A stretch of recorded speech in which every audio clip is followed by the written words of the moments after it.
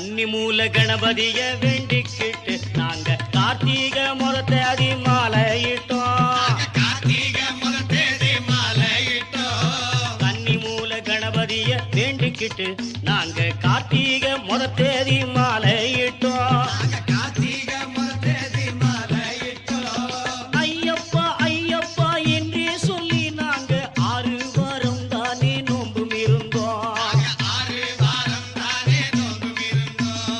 ஐயப்பா ஐயப்பா என்றே சொல்லி நாங்க 6 வாரம் தானே நோன்பும் இருந்தோம். எங்க குருசாமி தொடகொண்டு அவர் பாதம் நம்பிக்கிட்டு